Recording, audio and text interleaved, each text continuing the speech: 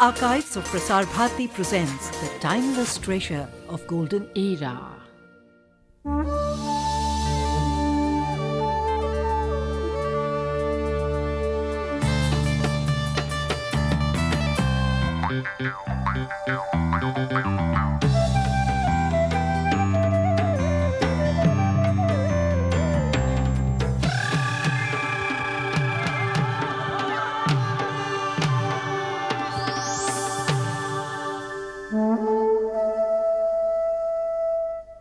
A hue and cry was recently raised on the issue of women seeking employment in Singapore as maidservants. There are apprehensions that these women will be exploited. A report in our lead section, Agenda.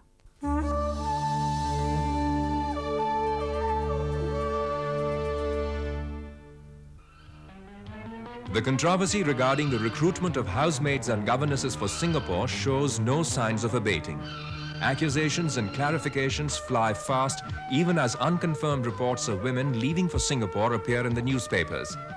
On April 29th this year, a memorandum of understanding was signed between the Indian Personnel Export Promotion Council and Foreign Maids Employment Agencies Association of Singapore for the supply of 75,000 maids. Of this, the Northeast is supposed to provide 30,000 maids. This region was specifically favored for its ethnic and religious proximity to Singaporeans. This recruitment drive comes immediately after the Philippines' ban on export of maids to Singapore. Merely because we had offered some attractive foreign exchange terms, we go and,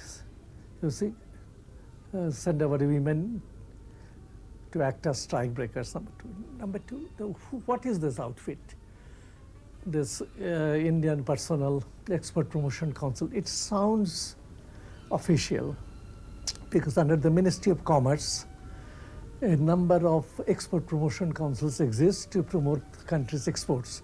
And from the name it would appear that this is also officially recognized. But I made a little bit of inquiries around and I saw that nothing of the sort. It is just a private outfit. And it is not the only one in this arena. There are two other agencies which are also trying to recruit our women for work in countries overseas. Earlier, local newspapers in the Northeast carried advertisements offering lucrative jobs in Singapore for young women. About 5,000 girls, they are according to their advertisement, 5,000 girls from Northeast are to be, taken to Singapore to be housemaids over there, to replace the Philippine girls who have been withdrawn by their government. So, why this target on the Northeast? Is it that we Northeast being tribal become very easily prey to this businessman? We have had meetings with the High Commissioner, the Deputy High Commissioner and the First Secretary, where all of them have categorically told us that it is safe to come, these domestic helpers to come and work in Singapore. The laws are very regimented, and most importantly, if there is any problem at any time, the moment the domestic helpers go from here, first thing that they are going to do is they are going to register themselves with the High Commission. As soon as they go in, they will say with whom they are employed, when they have gone in, who's their employment agent, and the phone numbers of the High Commission would be given to them. And they are on a 24-hour distress call.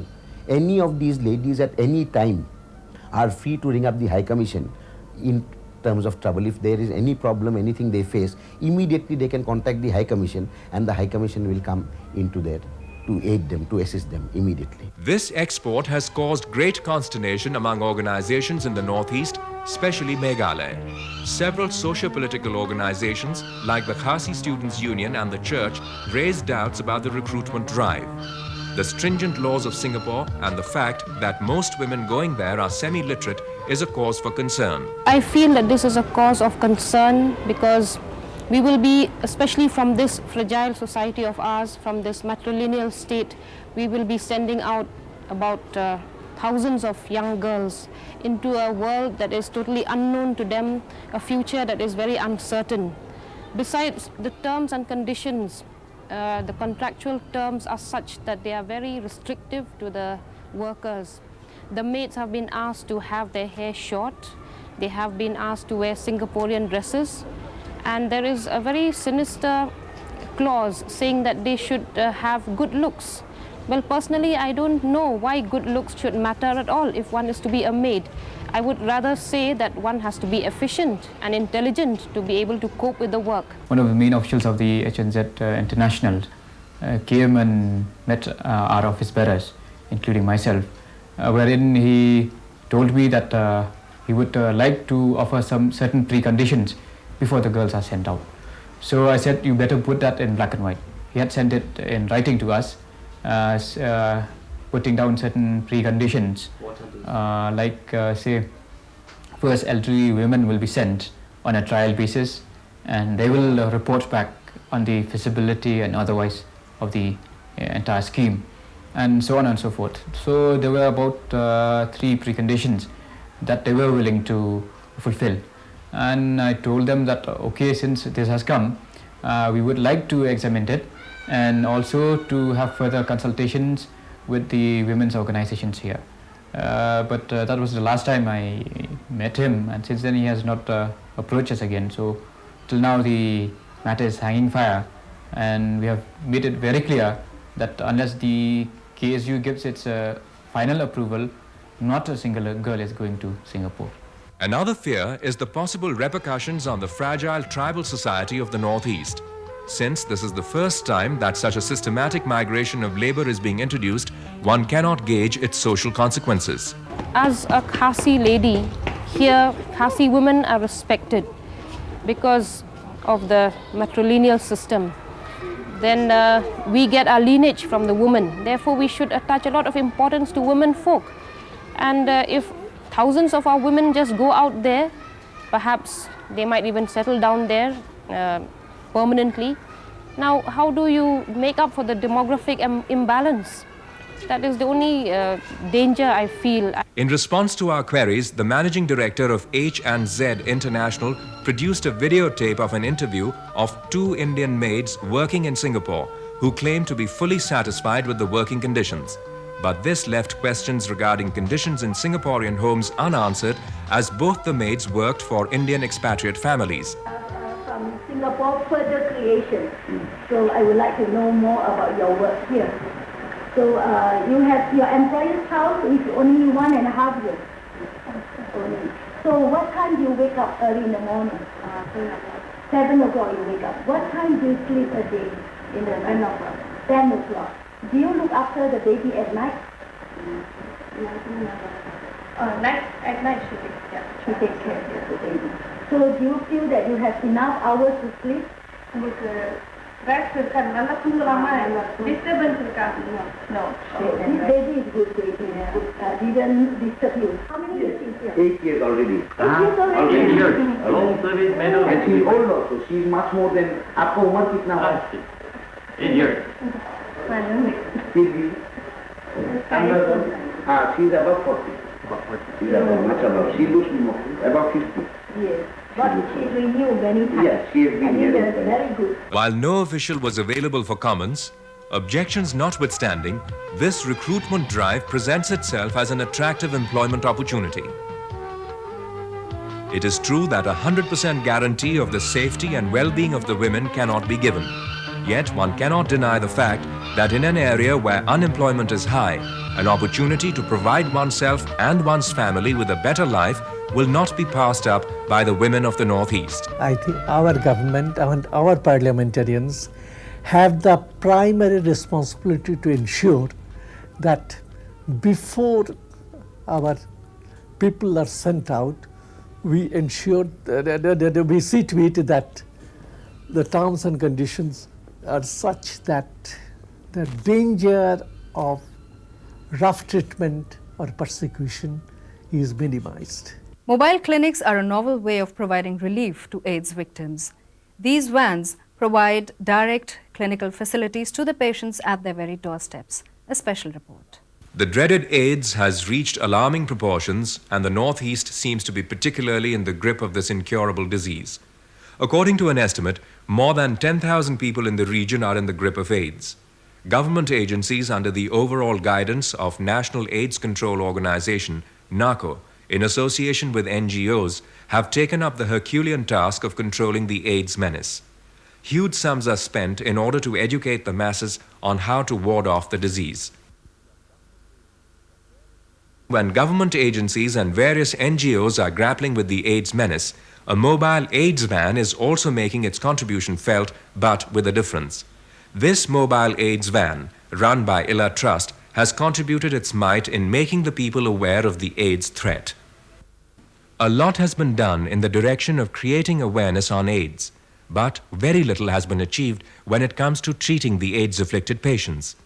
Camps organized by the government agencies and NGOs have mostly stressed on methods of prevention, and in the process, the patients as such have been relegated to the background.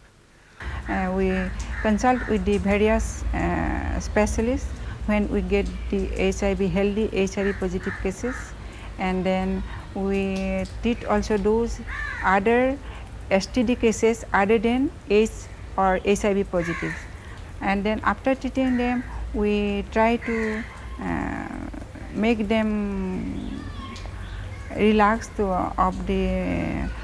about their diseases and to facilitate them to be cured in very short time.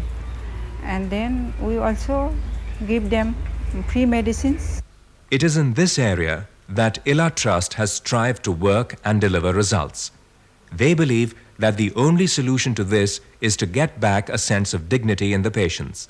They not only need to be loved and cared for, but also need to be prepared to face the world. People are afraid of undergoing the AIDS test and remain undetected carriers and also potential proliferators of the disease. With the mobile testing facility available, arrangements have been made for providing free medical facilities in the remotest region. Liberal grants are also given by them to the hospitals so that AIDS patients can be managed effectively.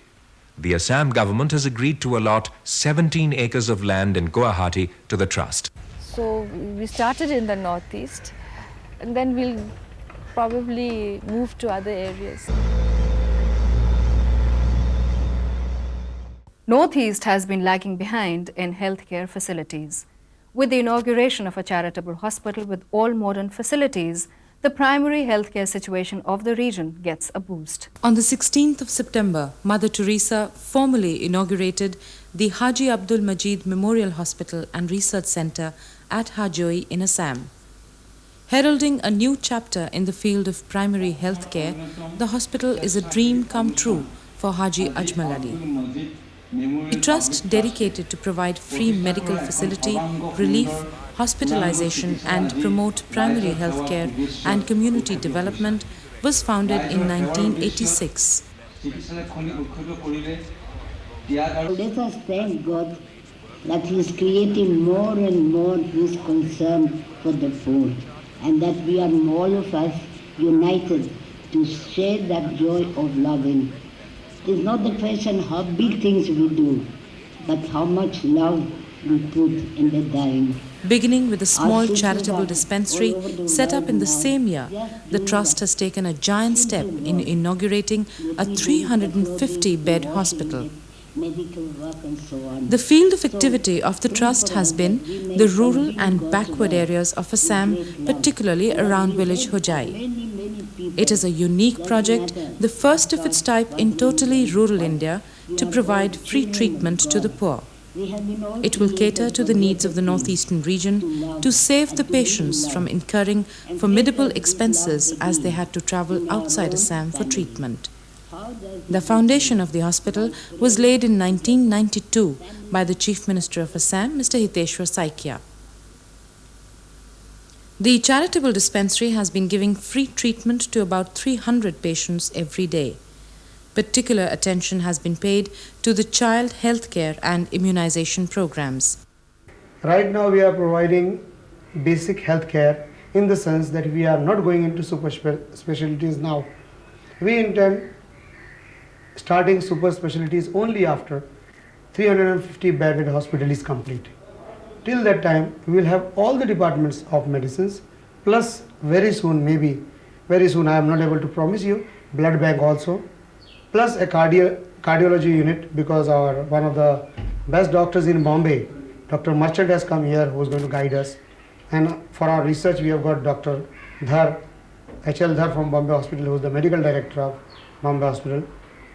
Plus, we have been promised a visit by eminent doctors from Bombay every 2 months at least to conduct camp, teach and train our doctors here and take part in the medico-educative camps.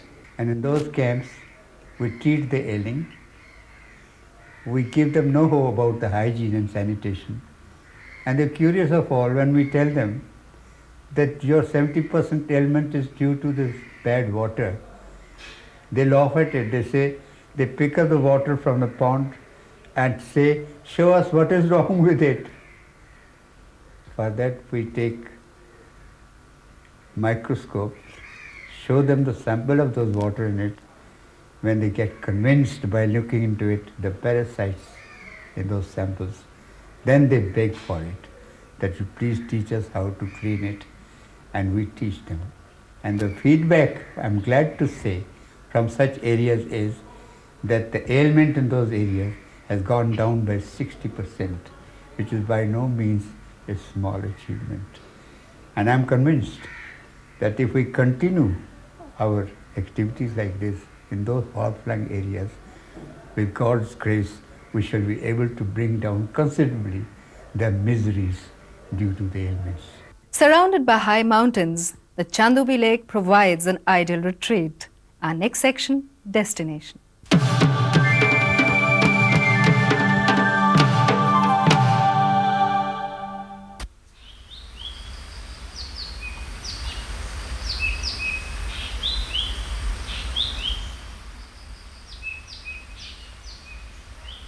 Chandubi Lake is situated in the forest range of Loharghat in Assam. It came into existence in 1897 as a result of an earthquake that led to the formation of a crater. The waters of river Kulsi and the nearby streams filled this crater.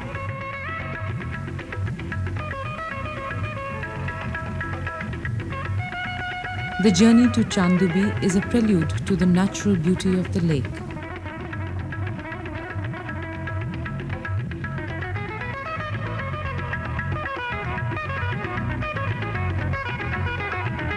The lake is surrounded by mountains on 3 sides. Nature manifests herself here in a quiet elegance that becomes one's senses. The sound of waterfalls and twittering of birds fill your soul. The lake and its forests shelter a number of wild animals. For the wildlife enthusiast, the area abounds in deer and wild bear. Occasionally, a tiger can be spotted at night. The rich vegetation around this lake includes ferns, mosses, and wildflowers.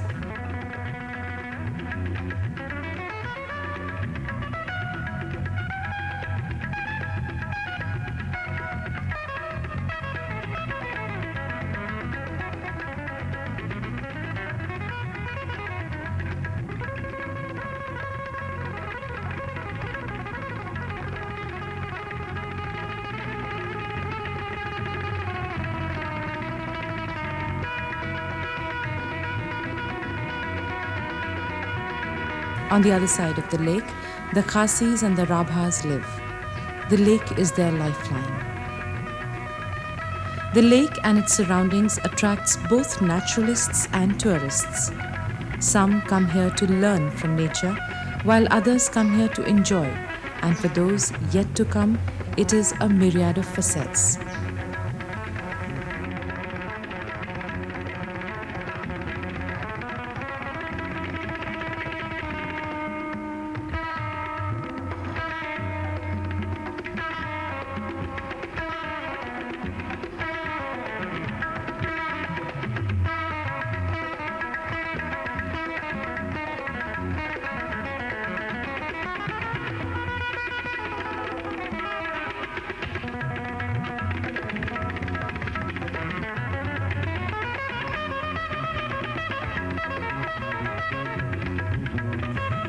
Destination information. Chandubi Lake. Chandubi Lake is situated near Guwahati. Road link. Guwahati is well connected by road with rest of the country. Rail. Guwahati is well connected by rail.